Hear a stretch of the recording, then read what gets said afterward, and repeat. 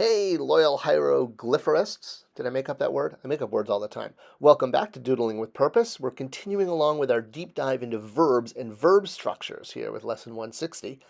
And last week we talked about the past tense and the formula that you need in order to create the past tense, which is a combination of verb and additions such as an ed mark and a pronoun.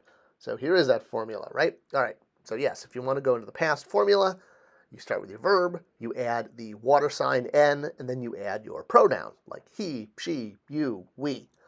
But there's two other aspects to the past formula to talk about. One is that there's a stop sign that often precedes it. It's basically there as a clue to the reader that you're about to go into the past tense. And it's the IW, the read and chick sign together. This is not something that really translates. It basically means someone in the past did something. You don't actually say that, though. It's just a clue, sort of like the upside-down question mark that you get in Spanish at the beginning of a inquiry.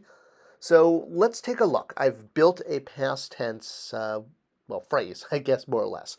And let's break it apart into its different pieces and identify all of them. All right. So I provided some lines here so you can see the different parts. We have 1, 2, 3, and 4. Again, remembering we always read towards into the animal faces. It could go the other way if they were looking the other way.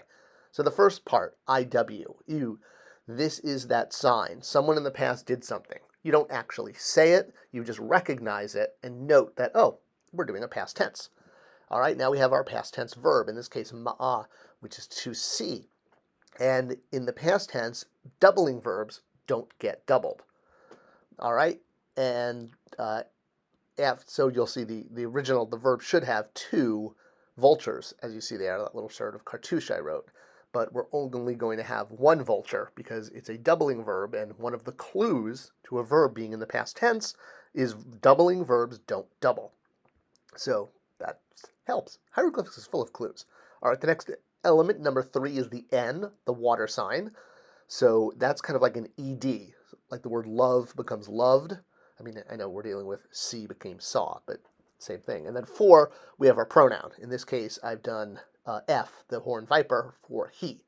So we have IW, the verb, the water sign N, and then a pronoun. That makes our full formula, and this is he saw. So again, yeah, see is not a verb that has an ed in the past tense, but if it was like he loved or he loved ed. All right, now let's talk about the last thing on past tense is the pronoun spot, which I've noted is usually under the water sign. And you can have he, she, you, we, I, any pronoun you want, but you don't have to always have a pronoun. You could have a noun. You could just say, because for example, what if a man saw something? Not a he or a she saw something, but a man or a soldier or a librarian or a dentist or anything. So here we have the word for man, which in this case is just S. Could be S with a determinative. And that can take the place of the pronoun in the verb, in the structure. Or you could have the word king, a proper noun, if you will. Even a name of the person could go there. So it's basically whoever is doing the action. It could either be a pronoun, a noun, a proper noun, or it could even refer to a group, like the herd of donkeys did something, etc., etc. Donkeys don't really do much. So yes, that pronoun spot doesn't just have to be for a pronoun, it could be for whoever. Now it could also be blank. It's usually often blank if it's referring to I, meaning someone is stating something about themselves, or it's the subject of the book or of the piece. So it's all about this pharaoh or this, prince or grainkeeper, whatever. You can usually you know who the subject of a stela or a tablet is about. So if it's blank, it's just referring to that person.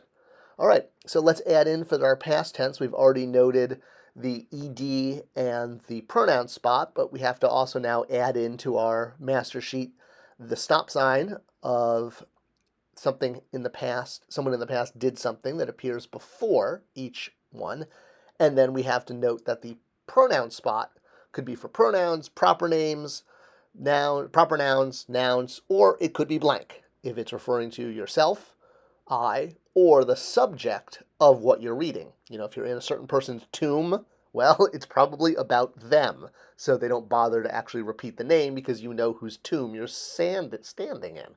So it is often blank like that. All right, awesome. We're going to move on to a new tense next week. I hope you've enjoyed this. Thank you so much again, and we'll be right back here next week for more doodling with purpose. Thanks for watching.